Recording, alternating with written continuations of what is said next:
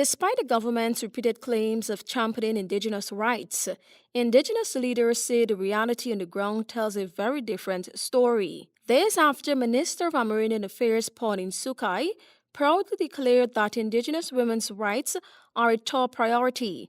APA President Maria Hastings took the international stage to expose how Guyana continues to violate key Indigenous rights, including the right to free, prior and informed consent, FPIC. He explained that the APA has repeatedly called on the government to reform laws and practices to reflect these international standards.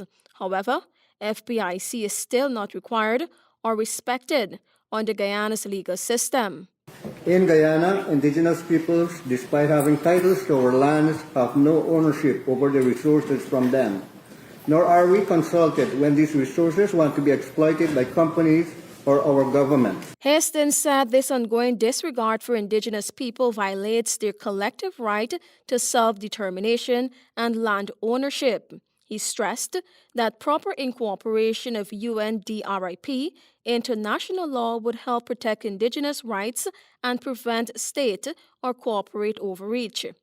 Our government speaks glowingly about Indigenous communities benefiting from funding from the low-carbon development strategy through the sale of carbon credits. However, this is not the full picture. The processes arriving to this agreement were deeply flawed. He revealed that Indigenous communities were never properly consulted on how their forests and lands would be used in the carbon credit scheme. They were not given the opportunity to consent, nor were they included in negotiations that could have aligned initiative with their needs. Our sacred lands have been handed down through generations with care and reverence, are being stripped, our rivers are being poisoned, and our environment is being desecrated in the name of extractive industries and profit. Hastings condemned what he called a quote-unquote reckless seizure of Indigenous lands, done without their involvement in the decision-making processes. He said this is being justified in the name of economic development, but is only fostering division and long-term harm to Indigenous communities.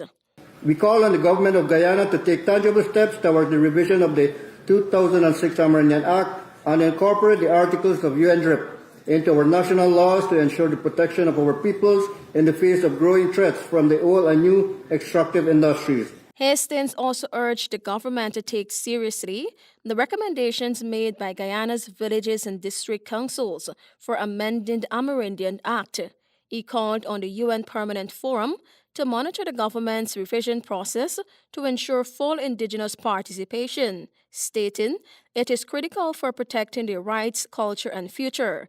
Tiana reporting for the HGP Nightly News.